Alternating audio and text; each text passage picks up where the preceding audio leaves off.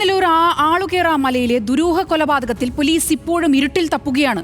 കൊല്ലപ്പെട്ടയാളെയും കൊലപാതകയെയും ഇനിയും തിരിച്ചറിയാൻ പോലീസിനായിട്ടില്ല. മൃതദേഹത്തിൽ ബന്ധിച്ച ചങ്ങല കേന്ദ്രീകരിച്ചാണ് ഇപ്പോൾ പ്രധാനമായും അന്വേഷണം പുരോഗമിക്കുന്നത്.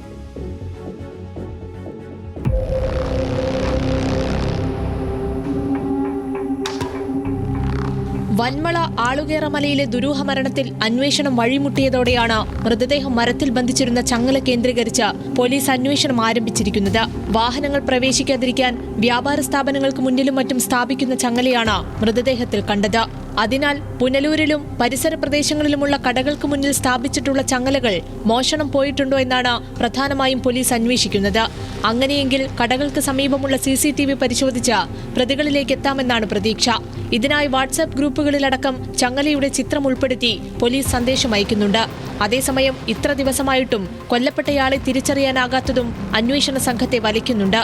തെങ്കാശി, ചെങ്കോട്ട, തിരുനെൽവേലി ഭാഗങ്ങളിൽ കാണാതായവരുടെ വിവരങ്ങൾ ശേഖരിക്കുകയാണ് പോലീസ്. ജീവനോടെ എത്തിച്ച ശേഷം കൊലപ്പെടുത്തിയതാണെന്നാണ് നിഗമനം. കൂടുതൽ പേർ കൊലപാതകത്തിൽ ഉൾപ്പെട്ടിട്ടുള്ളതായും പോലീസ് സംശയിക്കുന്നുണ്ട്. പ്രദേശത്തെ കച്ചവടക്കാരെയടക്കം വിശദമായി ചോദ്യം ചെയ്തു. തിരിച്ചറിയാത്തതിനാൽ മൃതദേഹം ഇപ്പോഴും മോർച്ചറിയിൽ സൂക്ഷിച്ചിരിക്കുകയാണ്. ന്യൂസ് മലയാളം, കൊല്ലം.